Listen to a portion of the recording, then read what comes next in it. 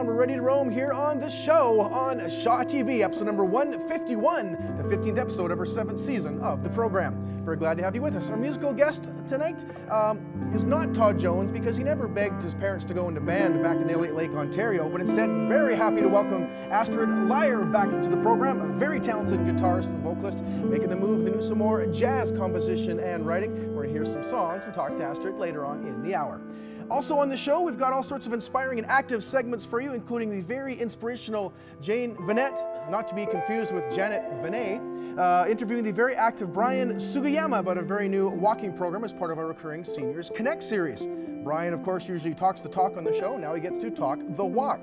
And later on, I got a whoa for that one. Later on, Brian will also transform from guest into interviewers. He delves into what's going to be happening at this year's City of Nanaimo Canada Day celebrations. We're all hoping there's no tariffs on birthday cake this year, as well as letting us know about a series of youth summer camps. This marks the year, of course, the first time Brian's actually aged out of being able to go to the summer camps, but there may be some opportunities for children at home. We're going to also meet a writer, artist, and creative activist who's done some great work directing projects that mix artistic expression and drive toward positive change in the world, including the Works of Heart project. Personally, I think any creative endeavor involving the heart should be called the artery. The artery. Maybe it's vain of me to suggest such things. And to quote Mo from the Three Stooges, why aorta? Why aorta? Moving along, anyways, speaking of the heart, got a good boo from Howie there. I do actually have a heartfelt love for music, and if you do too, listen up. We're going to talk to the gentleman who's putting together the Sounds of Summer music series, taking place in Nanaimo's Old City Quarter on Friday afternoons this summer. But first on the program, we're going to show you that what's old again is cool again, and dive into the fine arts of old school fashion. So no matter what your school of thought, we've got the class of Vancouver Island here for you. It's the show on Shaw TV.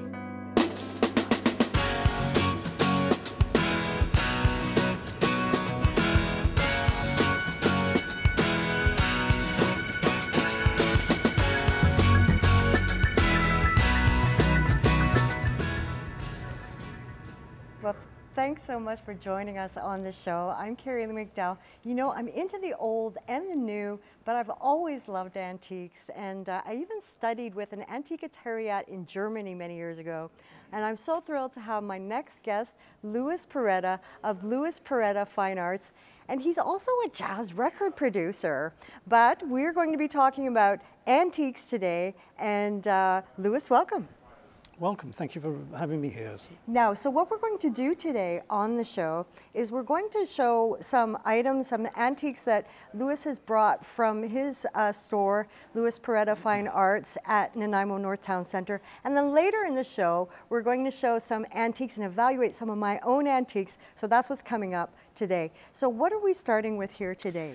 Okay, so what I've done is chosen a group of things, Kerilie, that have actually walked through my front door at the store here in Nanaimo. So I didn't want to bring anything eclectic here. These are the kind of things that anybody might find in a home somewhere on the island. So we'd encourage everybody to look in their attics and their basements and see if they can't come up with stuff like this. But this is actually an original Renoir engraving. And it was done in 1892. Now, the actual engraving, there was 3 versions of this one done. The first one is the first series from the plates, from the engraving plates. This is from the second series, and that's actually Julie Manet, the Impressionist artist, and her cousin there. And you can see it's signed, what they call signed on the plate there. So Renoir actually signed the plate, and then these were made. And this was found in Nanaimo. Yes, it was. Amazing. Yeah. So there were some very small runs of this one done. This is the second, as I say, the second state they call it. There's also a third state, and then they beveled the plates in the third state, and after that destroyed the plates. So these are quite unique. Okay. And do you want to know the value of it or not? Are you going to ask me I'm that? interested. Yes. Well, the first state ones normally make about $5,000. They're the ones that are really sought after. The second state, like this one's probably around $2,500 to $3,000, wow. And then the third state about $1,200. Okay, so, yeah. Well, it's a lovely piece. It's beautiful. Piece, yeah. Absolutely gorgeous. So, what else did you want to show us for this short little segment that we're doing? An absolutely stunning Inuit carving by Ipeli Nuvi. and from the Northwest Territories there. And this is the Sedna, the sea goddess. There's a rather gory tale attached to this. He sort of specialized in doing Sedna, but if you can see the detail on this, it's remarkably well worked. And exquisite, really. Yeah, I'll just tell you the story behind Sedna. It's a bit gory, actually, because she was in a kayak with her father trying to escape her persecution, and her father threw her overboard to save himself. And she clung to the side of the kayak, and her father severed her fingers one by one. And she went to the bottom of the sea, but her fingers then resulted in all the fish of the northern seas, anyway, the whales and the walruses and so forth. So that's that story. That's the tale behind Sedna. And this piece here is quite unique. It sure is. He died in 2006, born in 1926 and died in 2006, Iperinuvi. This piece here would sell for around $4,500 to $5,000, this one here. And it's certainly a gorgeous piece. Well, it's time to wrap up for now, but we'll be back later in the show with Louis Poretta of Louis Poretta Fine Arts. And thanks so much for joining us. We're going to throw it over next to Jane Vinet, who's got a little bit of walking to tell you about. Thanks, Kerilie. We all know that aged things have great value. So today on the Seniors Connect segment, we're going to be exploring active aging and the United Way of the Lower Mainland's new programs, where they're partnering with various communities to create programs that help us add life to years for all older adults. Today, my guest is no stranger to many here on the show. I think this is his 151st edition of the show, and he's a very popular local fitness trainer here in Nanaimo and the leader of a new exercise initiative called the Right Neighbourly Walking Program. Welcome, Brian. Thank you, Jane. So, Brian, it's true that it's not true that all older people are frail and dependent and an economic burden. In fact, we know that a lot of people are now living to 30 to 40 years older than retirement age. So what does that mean when it comes to aging in place? Well, we have many more older adults who are now living at home, are fairly active, albeit with some special conditions, but are adapting and living at home, don't require any hospitalization or any care homes. They're being active and doing things. Maybe, you know, people might say now the 60 is the former 40. And what we have is that we have a number of older adults who have become isolated because they've now left their careers, their first career and their second career, the retirement careers, where they want to do a lot of things. Some of the things they wanted to do, maybe they haven't been able to because they've been isolated, they've been behind the walls of their four walls of their home.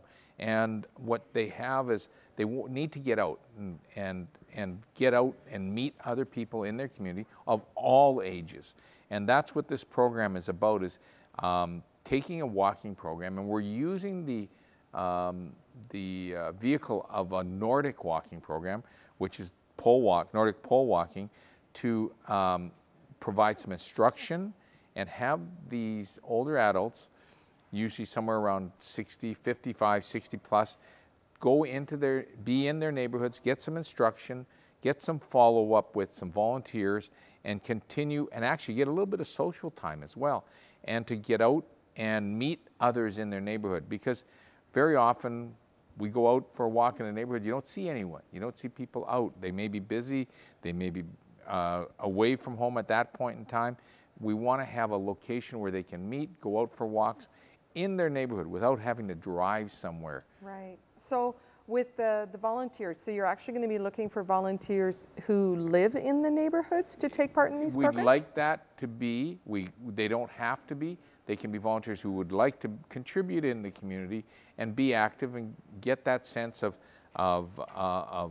belonging and importance in our community in general, in Nanaimo.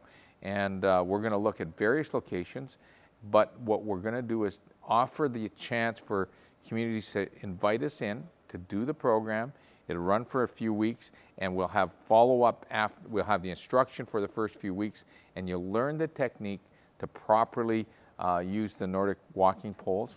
So these Nordic walking poles, I mean, why can't I just go for a walk? Why am I going to use Nordic walking poles? One of the things that happens is that as people age, there's issues with balance and mobility, and certainly sometimes they use things like walkers and canes and things like that. The Nordic walking poles provide you a chance to utilize the upper body, as well activate all muscles, and provide a sense of some balance so that they're not having issues with tripping, falling. Falling is a major issue for older adults, and so the Nordic walking poles have been used by various ages, right from adults through to older adults, and it provides that stability. It provides you better posture, better muscle activation of the upper body muscles. And so I think it gives you a chance to get some benefits. Walking is a great low impact activity for everyone. And people can measure that in a number of steps or a number of distance they cover. So all of those things are critical for continuing with an active, healthy lifestyle. Okay, well, we have to wrap up right now, but if somebody wants to volunteer or to have a walking program in their community, Brian, how should they get involved? Contact Nanaimo Family Life. The website is on the screen right now, and you can indicate either you want to volunteer or whether you want to host that program for a few weeks in your neighborhood, and we can continue from there. All right, thank you so much, Brian. We're looking forward to it. Now, I'm going to throw things back over to Astrid Lyre, who's going to be performing Coming Home.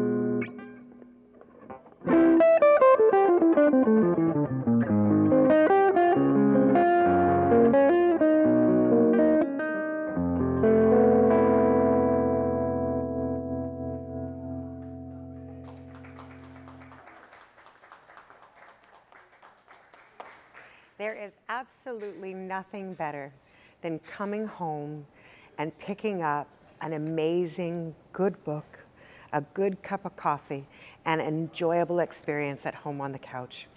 With me today is an inspiring woman who's got two beautiful things on her plate. One, in writing a story for the new Chicken Soup for the Soul and for a fabulous series all the way around. And two, for the Works of Heart project, I beg your pardon, that really inspire us to move forward in all kinds of ways. With me is Micki Findlay, who's our fabulous author. Thank you so much for coming. What inspired you to write such an amazing story? Tell us about it. Well, I guess I wouldn't have believed it if it hadn't happened to me, to be honest with you. Yeah. But I had come out of a, let's just say, a long, rather toxic relationship. And I was tired. I was tired of the whole relationship thing and wasn't looking for anything. And I was coming onto the ferry one day. Wow. And I was feeling lost because they were renovating. So I see this guy walking along, and of course, I have the kahunas to say, hey, do you know where you're going? And he said, yeah, I'm going to Victoria. And I said, can I follow you? Oh, good girl. I wasn't trying to pick him up. I was just like, I was feeling lost. So we go in and we end up in the cafeteria lineup. And then it occurs to me how odd this is and awkward. So I said, well, nice meeting you. And I went outside and I sat in the sunshine. And suddenly I get this thought, this is the man you're going to marry. Wow. And I thought, okay. So I said, I had a little argument with God kind of on the ferry. I know it sounds silly, but not at all. I said, you know, I've had it with men. So if this is really you, you're going to have to bring him out here because I'm not going after him. Yeah. Right? Yeah. I'm done. I hear you. And if it isn't you, then and I'm crazy, then just ignore me. Exactly. So anyway, long story short, within a month and a week, he proposed. Oh my gosh. Oh I know. At the ferry, which is in itself, I mean, wow. And I just want to point this out. This is the picture, because you've been with him for now 14 years. 14 years. 13 we've been married. So yeah. This is a fabulous picture of you and you guys' new grandchild. Baby, little James, yes. Well, welcome to the world, James, and what a wonderful way to meet. And I mean, talk about in the romantic movies, they call it a moot. I forgot the word, but it's the cute meet. Anyway, meet cute. That's what it's called, as a meet cute. Okay, that sounds good. Yeah. All I know is it was amazing. Yes. And the thing is that I felt so at home with him right away. Yeah. And it was just, it was crazy. So is the story that you've written for this fabulous book, The Miracle of Love, Chicken Soup for the Soul, is this the story that you're writing about, is your love story? That's exactly it. Gosh. Yeah. Would you mind sharing a little bit with us? I'm just going to open right up to the page. It's called sure. Destiny on the Open Sea. Just if you don't mind just sharing just No, I would little. love to. And I'll just grab my pillow and get comfortable. And It seems a lifetime ago that I was the drummer for the Salvation Army Church band in Victoria, British Columbia. It was such a fulfilling time, especially in the summer months when we would go down to the waterfront to perform for all the tourists. I have a long-standing love affair with that grand old city, the elegant Victorian architecture, the spectacular English gardens, the craggy bluffs topped by quaint old homes nestled amongst stately oak and graceful arbutus trees. The heavenly scent of cherry blossoms lining the streets in a carpet of blush pink petals, and the familiar sound of horse and carriage clip-clopping along the pavement. How I love driving along Dallas Road with my windows down, listening to the cries of seagulls soaring overhead while breathing in the scent of seaweed and salty air. I feel like I'm in Victoria already. I also love walking along the city streets. An electric energy comes with the hustle and bustle of visitors who arrive in droves from all over the world. It seemed only natural to move to a city that held such a special place in my heart, especially after going through many years of emotional turmoil and transition. Yeah. About a year after my divorce, I found myself in an unhealthy relationship that stripped away every last of self-esteem that I had. When I finally faced the fact it was a hopeless situation, I moved away to give myself a fresh start. But it wasn't easy to let go. Yeah. We were still seeing each other on occasion. A few people at my church knew what I was struggling with, so one night after band practice, one of the musicians prayed for me. He said, "Dear God, please help Micki find the right man and keep all the wrong ones away. Amen."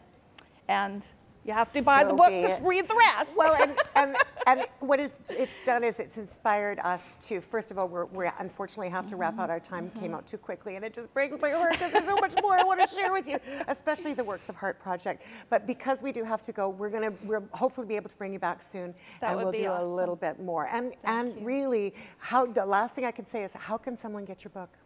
Well, you know what? All they have to do is go to worksofheartproject.com. That's where I am, and say I want one, and I'm raising money for the project. So fantastic. Well, thank you so much for being with us today. You're welcome, Cathy. Unfortunately, we are, as I said, we're having to end, but we're going to go do my second favorite thing besides reading and playing and all of that stuff, is we're going to go shopping for antiques. So way to go, Kerilie. Thank you.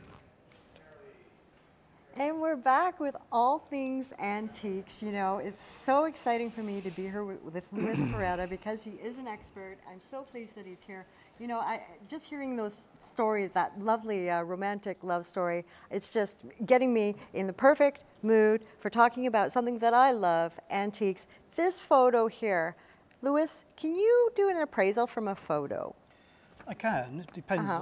Oh, you're going to keep it? I'm going to hold it for the camera. It depends on the photograph, of course. But, you know, the better the resolution, the easier the job. I can tell that's a plate, for instance. Yeah.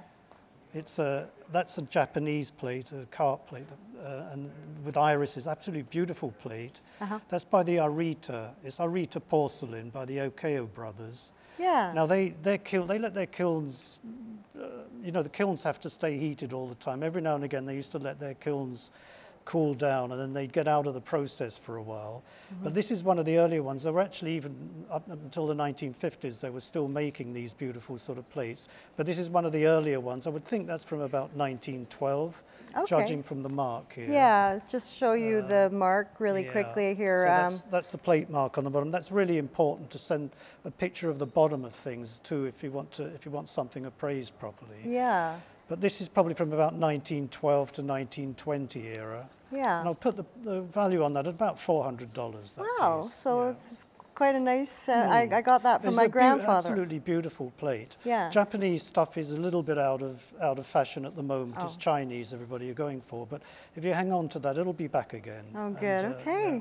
Well, I just wanted to also ask you about my lovely Tennyson book that I got from my great uncle, who was living in Kent at the time in a lovely home that was originally a monastery. And when I was interested in poetry as a child, he gave me this to inspire me. So what can you tell me about this Tennyson book? I'll have to put my glasses on for this one. So this is In Memoriam, which is a famous, very famous poem by Tennyson.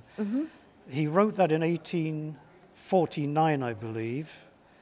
And this is in the 1880s, this one here. So this is a later printing. He was hugely popular. There we go. Yeah. You see that one? He was hugely popular, so he's very well published. Tennyson's an interesting guy because he's a picture of a person who rose above all sorts of awful things that had happened to him when he was a child and pulled himself up by his bootstraps and actually became one of the most popular celebrities in England for a long while. His father was a rector and a very frustrated man. He gave the boys, I think there were 7 of them, he actually gave them all a good education, but he was addicted to opium and alcohol and used to thrash the living daylights out of them regularly. And he came from a very dysfunctional family and yet became the poet laureate of England. So he very inspiring overcame guy, that adversity. Yeah. And this is bound in vellum actually, so it's a kind of a prize binding. Wow. And you know, it's a beautiful, piece. I treasure this. The gilt on the top, and the gold is starting to go a bit. But and the pages are uncut. This is always nice when they're uncut like that and untrimmed. Nice piece. Well, thank you so much, Louis. Now we're going to start wrapping up here because it's time to go to another guest. We're talking about Astrid Lyre. She's a fantastic musician and great guitarist, and we're going to talk to Astrid next. We're going to have Matt on. But I want to thank you so much for joining us on this my pleasure. This great program called The Show. And you know, we'll be back later in the program to talk about even more antiques. So do stick around and join us. I'm going to throw it over to Matt Carter next.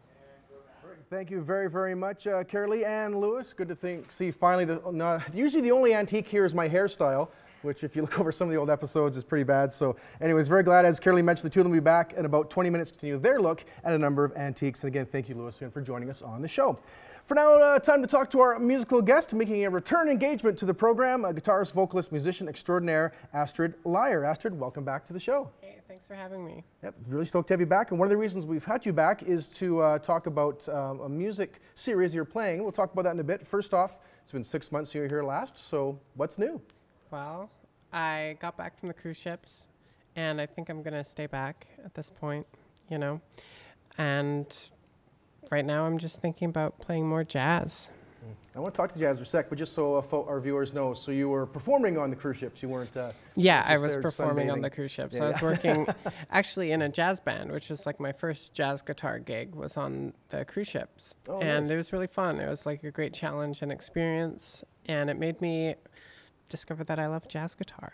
So I want to study that more. What is it about playing jazz on the cruise ship? I'm just thinking of like young jazz musicians that maybe have heard about opportunities playing on cruise ships. So it's basically sort of play every day, play twice a day. Yeah, initially, and you play for like several hours a day, usually like 3 to 4 hours. And it's most days a week, depending on the cruise line. The cruise line I worked with gave us a day off, which was cool. But sometimes they don't even give you a day off. Oh, really? But when you're working only 4 hours a day, it's not that bad, you know. You're still doing what you love. Yeah, exactly. And so let's talk about that jazz in particular, because when we had you on the show last time, we focused a little more on your pop compositions and rock and that sort of stuff. So yeah, why diving a bit more into jazz? Well, I decided I just wanted to start composing more jazz music and playing more jazz music. Some of my friends in town, like James McCrae, who's going to be interviewed later in the program, is a great jazz musician himself and an inspiration to me. So I like to, you know, channel some of those inspirations into different types of music. And right now it's jazz that's got me hooked. I don't know. It's kind of strange because it's not very practical music style to play. I mean, you don't make a lot of money, but, you know, Nanaimo's got actually quite a few really awesome jazz musicians in it, and I'm lucky to play with a couple of them. So, And I was going to ask you about that because, again, obviously been around here for a couple of years now anyways, but not originally from Nanaimo. So now as a resident city, you say it seems to be a pretty good jazz scene in your eyes? yeah, I mean, there's the university that has a jazz program, so that helps keep people kind of interested in the music genre.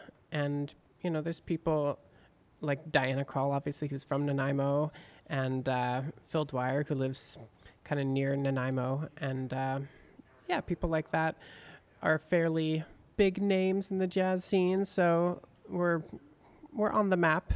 Absolutely. We may not be New York, but Way less traffic, which I'm okay with. that's for sure. Yeah. You had mentioned doing some more composing. Do you prefer composing over performing or vice versa? I prefer performing, but composing has its own kind of challenges. And I go through really long periods of just being totally uncreative, and then I'll have like a little creative spurt for like a month or two, and I'll write a bunch of songs. And that happened to me right before I got back from the cruise ship. I wrote a bunch of jazz tunes, and I thought, hey, it would be nice to play them with some people. So that's what we're doing on Friday at lunchtime. So Nice, yeah, yeah. But I've heard about that in terms of like, you know, sometimes inspiration can plateau down, up in terms of creativity. Again, we may have some songwriters out there watching the program right now. Is there any sort of forced inspiration tips or anything like that? Or do you find songs just come to you out of the blue? for me, it usually starts with just making stuff up on my instrument, and I'll come up with something, some sort of melody or maybe a chord progression that I like, and then I'll just go from there. I mean, most great compositions, you take something simple and you try and make as much out of that little idea as you can, really. Yeah, motif development, nice. Yeah. All right, well, let's also talk to, again, now, by the time most of the folks watch this program, your June 15th performance of The Sounds of Summer may have passed, but I do want to talk to you about the group you're playing with, the Astrid Lyre trio, including, again, James McCrae. We mentioned we'll speak him up. So just speak a little bit about the trio and that gig. Well, at the moment, our trio is myself, James McCrae, and a bassist named Brock. He goes to VIU, and he's an awesome bass player, actually. I was really, really stoked to play with him. Nice. So I'm looking forward to our gig on Friday.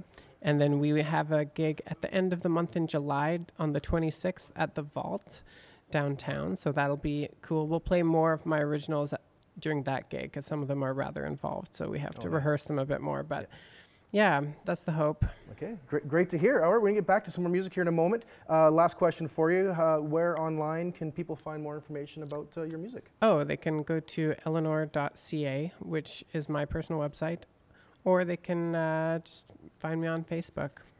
Perfect. Yeah. Awesome, of course, here on the show. So again, thanks so much for being here. I'm going to hear a song right now called My Cheek Hurts. Is there any particular reason behind the song? I wrote it after I got my wisdom teeth out. Ooh, ouch. Yeah. Autobiographical tune here. So, all right, Astrid Lyre, My Cheek Hurts on the show on Shaw TV.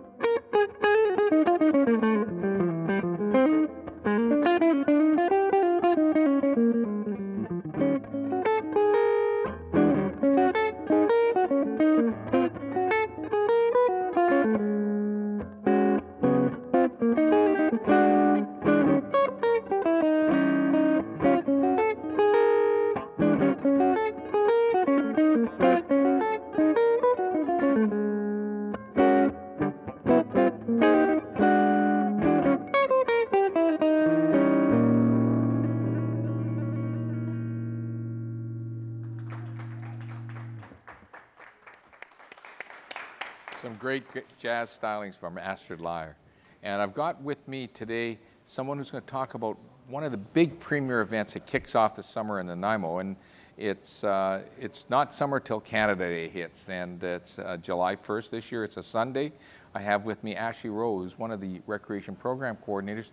Can you tell me a little bit, Ashley, what's going on that day? Wonderful. Thanks for having me, Brian. Yeah, Sunday, July 1st, we're going to be hosting Canada Day at Matthew Sutton Park again. It's Canada's 151st birthday, so we're really excited to present a whole number of great entertainment options for families. We've got lots of special activities and interactive booths. We're going to have some food vendors there. The Bowen Market's going to be there as well with Island Roots Farmers Market. So we're really excited.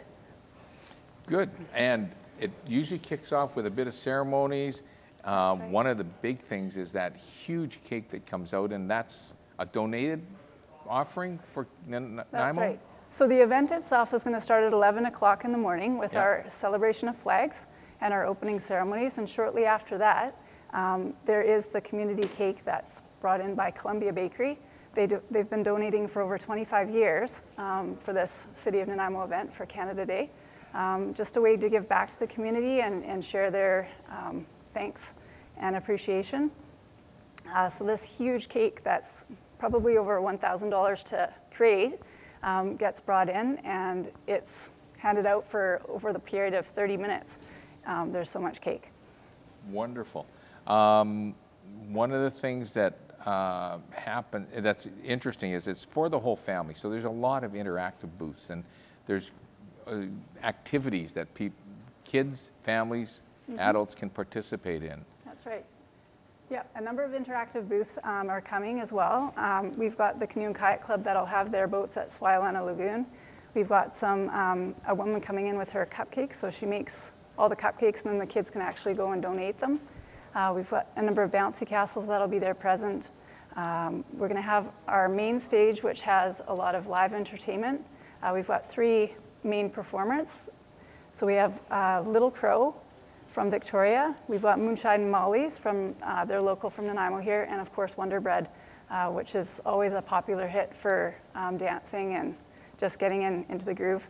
Our cultural showcase will be located at the Swilana Lagoon, just on the right-hand side, the south side of the Swilana Lagoon opposite the playground. And we're gonna be hosting a whole bunch of different dance groups that are from our local area here, as well as cultural groups that are gonna showcase their dance. So Scottish dance, we're gonna have some hula dance, some East Indian Bollywood dance. We've got flamenco Spanish dance, and we've got ballroom and line dancing, as well as Chinese dancers. And Auntie Bobby is a clown that presents her activities. It's gonna be 3 years in the making of being kind of away from her stage as the clown, and she's got a show to present to everyone called The Ripple Effect. So she's really passionate about showcasing that with everyone. And you've got some roving entertainment like That's right. Our own Craig McKee. That's right. From the show. Yes, Craig McKee is going to be our roving entertainment as well as Auntie Bobby, and so Craig's going to be doing a lot of magic and magician acts and things like that, interacting with the crowds, and Auntie Bobby's going to have balloon animals. Our local, with our City of Nanaimo Leaders in Training program, there's going to be over 100 youth that are volunteering for our Canada Day event that will be there to do face painting. They're going to be there to do also balloon animals, a craft station, probably some tattoos and different fun things like that. Good. So it's a full day. It goes from starts at 11 a.m., goes right till about, what, 3 o'clock? Around 3:30 is when our last performers are scheduled to your finish. Headliners, which is Wonder Bread, close the show just before 3 o'clock, probably in the last half hour. Can you tell us now, it's coming to summer, and parents are looking for things for their kids to do. What's some of the options that the we've got has? partial day camp options with the City of Nanaimo, so half-day camps are a few hours a day. And we also have our full-day camp options. So even some of those have before and after camp care for parents to use if they need to, if they're working longer hours. And we've got a real variety of programs and camp options for kids, right from science and technology, right through to adventure sports camps. Lots of really cool things out there. There's a circus camp that many kids are looking into. Lots of options, dance camps, martial arts. So they need to look at the website, and they can find out all the information, nanaimo.ca, that's on the screen right now, or they can call the information number, which is also on the screen. That's right. And many kids from school might have come home with this flyer as well. This has a list of all of our summer activities, as well as some of our fun things that are happening in the parks for families, like our playground programs and things too. Well, thank you for coming out, Ashley. That's been great information. Don't forget Canada Day, summer day camps for all the kids around the city. Let's head over to Astrid Lyre with another jazz number. Thank you.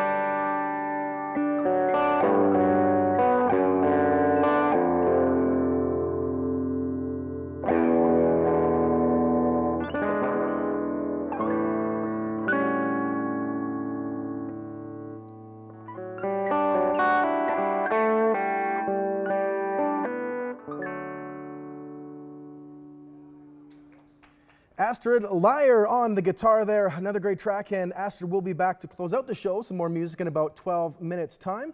But before we hear more music, we're going to talk music first and look at a music series, a new music series coming to downtown Nanaimo this summer.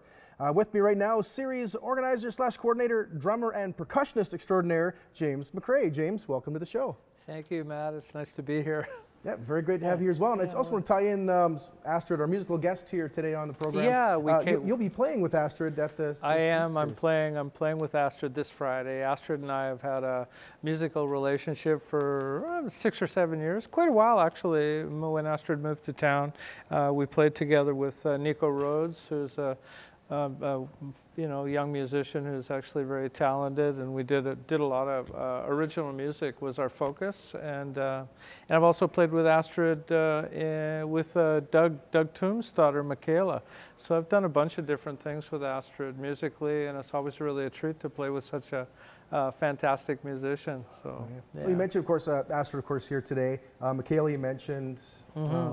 Nico, exactly as well. So young folks, and I read an interview once where you said you do enjoy working with young people because maybe they're more open and less crystallized in their approach to what they're doing, I assume, in a music context. So yeah, there is some real energy for you to play with younger musicians. Yeah. Well, I moved to Nanaimo 15 years ago, and at the time I knew some people, Pierre Coleman, Larry Miller, Pat Coleman, John Forrest.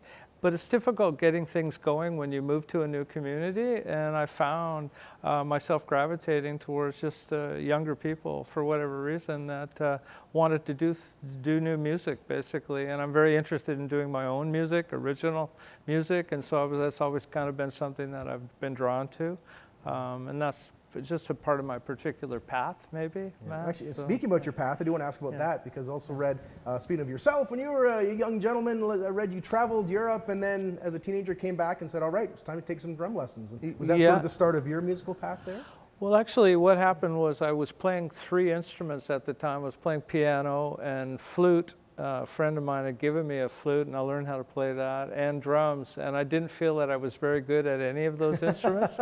And I thought, when I get back to Vancouver, I'm going to phone up the Musicians Association and ask them who's the best drummer in town, because I want to study with that person. And that's actually what happened. I studied with the man for a couple of years, and he kind of turned me on to jazz music. Prior to that time, I was involved in rock music, and that was really my passion. And I just continued to go from there musically. I basically, I've always been really interested in a lot of different styles of music, but I've kind of gravitated as a drummer to more improvisational music, because I feel it gives me more scope and opportunities. It's one of the reasons much later when I met you, Matt, because I've known you now since I moved to Nanaimo, with Decadence. So Larry Miller was one of the people involved, and he asked me if I'd like to play. So that was a really fun project, and it's really nice to see that Decadence is still happening as a musical entity in Nanaimo. And I think for me, living in Nanaimo, it's like feeling a part of a community and wanting to build community and wanting to sort of make these connections with different people, because we all just really want to create some culture, and we want to create something that is uplifting and that people feel rewarded to be a part of it, whether that's Decadence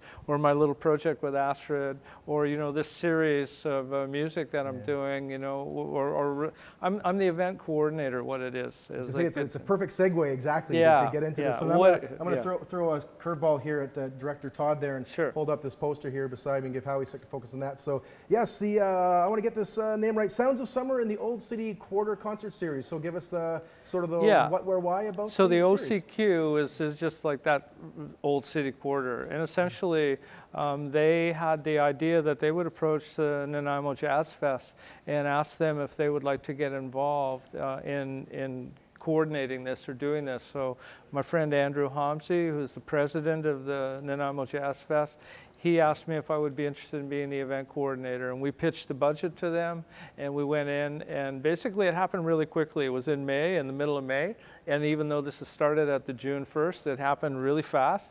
And basically there's a multicultural component to this, because there was some funding from a multicultural grant, and the Old City Quarter folks wanted to have some jazz music as a part of this. So there's 14 free music events for 1 hour, 12 till 1 p.m. every Friday, starting June 1st and going till August 31st. And there's 7 of those 14 shows are jazz. There's 4 multicultural. And there's 2 classical string quartets and 1 blues band. And so basically, yeah, this thing came together pretty quickly. And it's really awesome, you know, that you live in a community and go, if you want to partake of culture, live music is kind of something special because, you know, there's a lot of music that people see on TV or, you know, hear on their car stereo or on their iPad or whatever, but actually hearing live music when it's performed is really kind of an exciting thing. I was gonna say, that was actually my final question there. What would you say to sort of inspire people to go check it out? And I think you hit it out of the park again with that spirit of live music. Yeah, it's a really nice atmosphere too. The Old City Quarter, you know, just down at the. So it happens at 3 different locations. In June, it happens at Fitzwilliam Gate, which is where Boca Coffee House, and there's some shops in a little kind of a walkway there.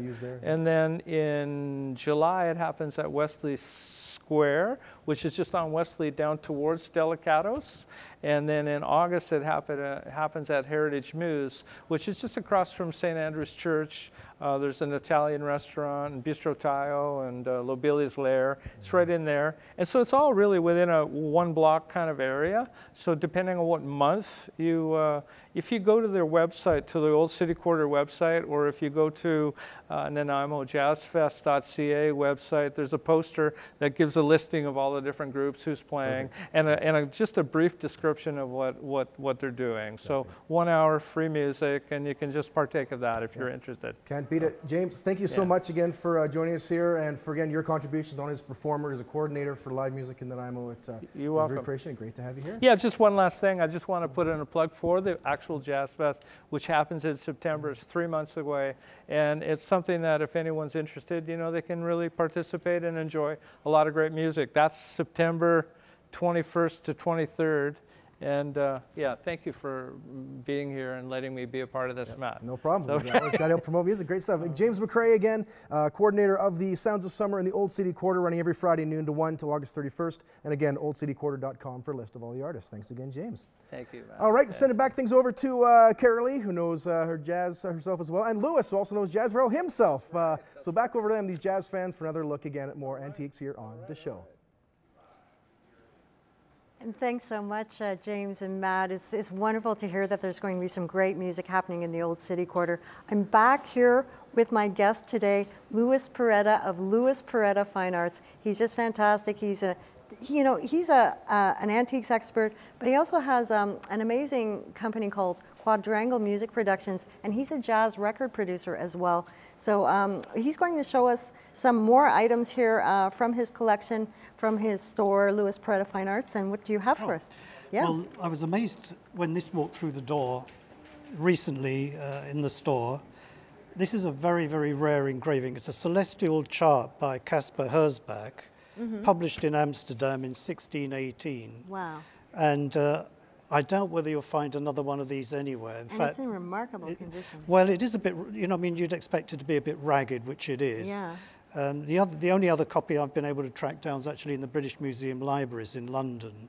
It's a very, very unique chart, and it mentions that it's done in celebration of the comet that passed by in 1618. So this is when this was drawn and printed. This one, even in this condition, you're probably looking at $700 to $800 in value of this because of the scarcity of it. Wow. So that's a lovely piece that came through the store recently. I should ask you quickly about my my collectible radio. It's from the 1950s, isn't it? Yeah, it's a General Electric tube radio. It's in beautiful condition. It is, yeah. You've got the knobs intact there, which is good too, because they often go missing. And I would think it probably works. Given the condition, it's been well looked after. They make about $50 to $80, those ones. Yeah, my jazz mentor Tom Roden gave me this from What's Next, the radio show. So there you go. Thank you, Tom. You've got some good friends there. Yeah. Okay, so this is another interesting piece that I've grabbed, put my hands on, and it's called 2 Months in the Camp of Big Bear. It actually dates to 1885, and it relates the skirmishes that took place between the settlers and the Indians in the Northwest Territories. This is a very rare book. Two of the women were kidnapped from one of the camps and looked after by the Wood Cree Indians, who actually took care of them until they went back to their settlement. And this is their experiences over the 2 months, printed in the same year that they were actually released from the camp. And it's absolutely a very, very rare book and got some absolutely beautiful woodcuts in it. Look, I see, yeah. There's a picture of Wandering Spirit there. And also at the back here, often in these books, the advertisements are... Oh, I'm sorry. Yeah, let's show. The advertisements are almost as interesting as the book itself. They are. You've got advertisements for cheap holidays to Florida. Times don't change, do they? They don't. Okay, another thing we have. Yeah, what's that this is an American brilliant piece. Dates to about 1890.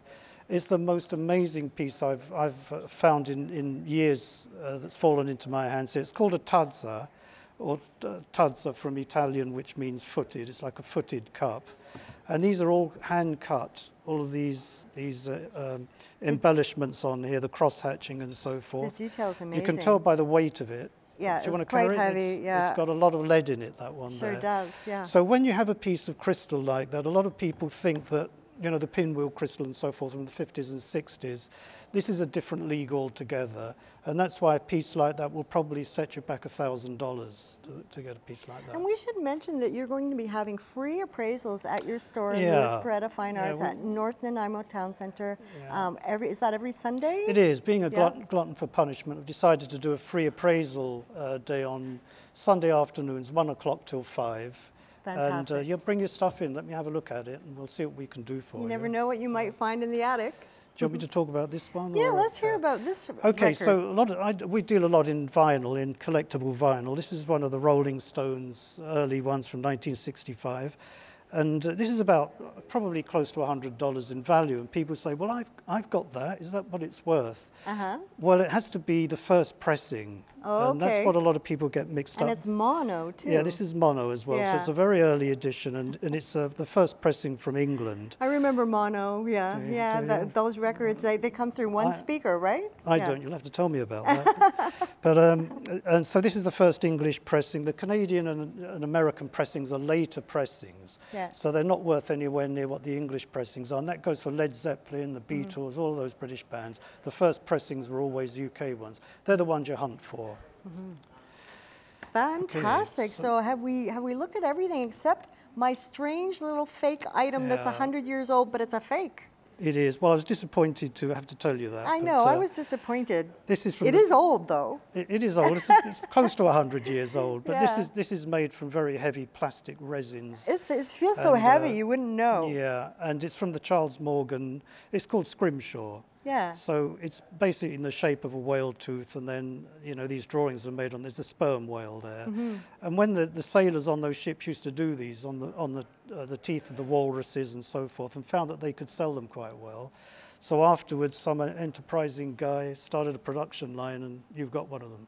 Fantastic. Well, thank you so much for joining us on the show today, Louis. I hope everyone will get out and check out your store at Nanaimo North Town Centre and have an appraisal done. Sure. And again, when is that happening? Sunday? Every Sunday, 1 o'clock till 5. 1 till 5. Yeah. And maybe people can get out to some of your shows around town, your jazz shows. Yeah, well, we've got Jennifer Scott playing this coming Sunday with Renee and at the Lighthouse Bistro. Yeah. Well, thank you so much for joining us. It's time to... there he is. I have an antique that I want appraised as well. Oh, so what is it? Give us hey, Rob, can you bring the antique in? Where is it? Oh, Robbie's just got it here right now. So this is an old Shaw TV antique, apparently. I'm not sure exactly what sort of era it's from. I don't know if it's some sort of flashlight, maybe, like those are two reflectors are there, something like that. So I'm not, I thought it was a tape, but I can't hear anything. So I'm not, so I don't know, maybe you have some idea what generation this might be Before the show, your producer described it as a piece of crap. And he wasn't wrong. Looks like I better not remember this Memorex. Exactly. Well, thank you so much, Louis, and thank you, Kerilie, again for being here and again sharing these tales. And I just love this radio here. It's fun, eh? Yeah, it totally is. I tell you, I'm a really big fan of, you know, not of classics, classic art especially I'm a big fan of, and that's, you know, as appraisal, you have to put your Monet where your mouth is. That's for sure. You know, it's important to remembrance how valuable art can be. I mean, don't be afraid to call your friends up on the phone and invite them to an art exhibit, you know, instead of watching the Dali show with Trevor Noah. All right, now before our director Todd Jones calls me a Picasso, I guess it's almost time to Van Gogh. So I do, before I finish, actually, no, there was one segment that we couldn't fit into this episode, unfortunately, but I do want to give a quick shout out right now to this. It's the Bethlehem Alive 2018 Gala fundraiser. Funds raised for the Bethlehem Center, a very cool spiritual retreat center on the shores of Westwood Lake, and amongst the trees of Mount Benson. Very cool place. The evening for this gala is going to feature a reading and performance by Anne Martefy, a singer, composer, author, and also a recipient of the Order of Canada. In addition, again, to her reading and performance, there's more music, dinner also included in the program, so a very cool night. It's the Bethlehem Alive 2018 Gala fundraiser, Saturday, June the 23rd, and you can get more information at bethlehemcenter.com. After that, I also want to give a big thanks to all of our volunteers and our guests in behind the camera and in front of the scenes. You can find more information about this program on Facebook, facebook.com/The Show on Shaw, and check out previous episodes of the show through there and also on YouTube. If you have an event, cause, demonstration, issue that you'd like to bring to the show, or maybe a better haircut than I have, we're also looking for great Vancouver Island guests, of course. We're also looking for wonderful volunteers as well. If you want to be part of the crew, just drop a line to our producer, Jocelyn Matwee, at jocelyn.matwee@sjrb.ca. But before we go, of course, as we always finish out the show, one more great tune and one more song from Astrid Lyre, Emery Bored. You're never bored, of course, watching the show right here on Shaw TV.